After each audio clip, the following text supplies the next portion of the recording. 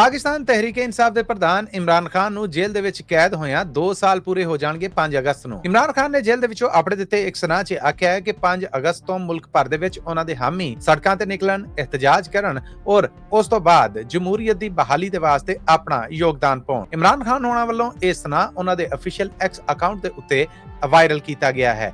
ਲੰਮੇ ਚੌੜੇ ਸੁਨਾਹ ਦੇ ਵਿੱਚ ਉਹਨਾਂ ਦਾ ਆਖਣਾ ਹੈ ਕਿ ਹੁਣ ਕਿਸੇ ਕਿਸਮ ਦੀ ਕੋਈ ਗੱਲਬਾਤ ਨਹੀਂ ਹੋਏਗੀ। ਉਹਨਾਂ ਨੇ ਆਖਿਆ ਕਿ ਹੁਕਮਰਾਨ ਕਠਪੁਤਲੀ ਨੇ ਫਾਰਮ 47 ਦੇ ਰਾਹੀਂ ਆਏ ਨੇ, ਅਵਾਮੀ ਨੁਮਾਇੰਦੇ ਨਹੀਂ ਹੈ, ਇਸ ਕਰਕੇ ਇਹਨਾਂ ਦੇ ਨਾਲ ਤੇ ਬਿਲਕੁਲ ਗੱਲਬਾਤ ਨਹੀਂ ਕਰਨੀ। ਉਹਨਾਂ ਨੇ ਫੌਜ ਦਾ ਨਾਂ ਲਿਆਉਣ ਬਗੈਰ ਆਖਿਆ ਕਿ ਅਸਲ ਫੈਸਲਾ ਸਾਜ਼ ਨੇ ਜਿਹੜੇ ਉਹਨਾਂ ਦੇ ਨਾਲ ਗੱਲਬਾਤ ਕਰਨ ਲਈ ਇਸ ਲਈ ਹਾਮੀ ਭਰੀ ਕਿ ਇਹ ਮੁਲਕ ਦੇ ਭਲੇ ਦੇ ਵਿੱਚ ਸੀ ਔਰ ਅਸੀਂ ਇਹਨਾਂ ਮਾਮਲਿਆਂ ਦਾ ਕੋਈ ਸਿਆਸੀ ਰਾਹ ਕੱਢਣਾ ਸੀਗਾ, ਪਰ ਹੁਣ ਕਿਸੇ ਕਿਸਮ ਦੀ ਨਾ ਤਾਂ ਕੋਈ ਗੱਲਬਾਤ ਕਰਾਂਗੇ ਨਾ ਕੋਈ ਗੱਲ ਮੰਨਾਂਗੇ। ਜਦਕਿ ਇਮਰਾਨ ਖਾਨ ਹੋਣਾ ਨੇ ਬਕਾਇਦਾ ਇਸ ਲਹਿਰ ਨੂੰ ਚਲਾਉਣ ਲਈ ਆਖਿਆ। ਇਮਰਾਨ ਖਾਨ ਦੇ ਇਸ ਐਲਾਨ ਤੋਂ ਬਾਅਦ ਉਹਨਾਂ ਦੀ ਸਿਆਸੀ ਪਾਰਟੀ ਵੰਡੀ ਹੋਈ ਨਜ਼ਰ ਆ ਰਹੀ ਹੈ। ਖੈਬਰ ਪਖਤੂਨਖਵਾ ਸੂਬੇ ਦੇ ਸੀਐਮ ਅਲੀ ਅਮੀਨ ਗੰਡਾਪੁਰ ਹੋਣਾ ਨੇ ਲਾਹੌਰ 'ਚ ਅਚਾਨਕ ਇੱਕ ਜਲਸਾ ਕਰਕੇ ਆਖਿਆ ਕਿ ਇਮਰਾਨ ਖਾਨ ਦੀ ਰਿਹਾਈ ਵਾਸਤੇ ਇਹ ਲਹਿਰ 90 ਦਿਨ ਤੱਕ ਚੱਲੇਗੀ ਔਰ ਜਾਂ ਤੇ ਇਮਰਾਨ ਖਾਨ ਨੂੰ ਰਿਹਾ ਕਰਾਂਗੇ ਜਾਂ ਸਿਆਸਤ ਤੋਂ ਅਸਤੀਫਾ ਦੇ ਦਾਂਗੇ। ਪਰ ਇਮਰਾਨ ਖਾਨ ਦੀ ਸਿਆਸੀ ਪਾਰਟੀ ਦੇ ਆਪਣੇ ਲੋਕਾਂ ਦਾ ਆਖਣਾ ਹੈ ਕਿ ਜਦੋਂ ਐਲਾਨ ਇਮਰਾਨ ਖਾਨ ਨੇ 5 ਅਗਸਤ ਤੱਕ ਕਰ ਦਿੱਤਾ ਤੇ ਫਿਰ 90 ਦਿਨਾਂ ਦੀ ਸਲਾਹ ਕਿਹਦੇ ਨਾਲ ਕੀਤੀ ਗਈ। ਆਉਣ ਵਾਲੇ ਦਿਨਾਂ ਦੇ ਵਿੱਚ ਕੀ ਬਣਦਾ ਹੈ ਇਹ ਜ਼ਰੂਰ ਦੱਸਾਂਗੇ, ਪਰ ਫਿਲਹਾਲ ਇਮਰਾਨ ਖਾਨ ਨੇ ਆਪਣੀ ਸਿਆਸੀ ਪਾਰਟੀ ਦੇ ਸਾਰੇ ਹਾਮੀਆਂ ਨੂੰ ਆਖਿਆ ਕਿ ਉਹ 5 ਅਗਸਤ ਤੋਂ ਇਸ ਲਹਿਰ ਨੂੰ ਸ਼ੁਰੂ ਕਰਨ ਔਰ ਸੜਕਾਂ ਦੇ ਉੱਤੇ ਨਿਕਲਣ।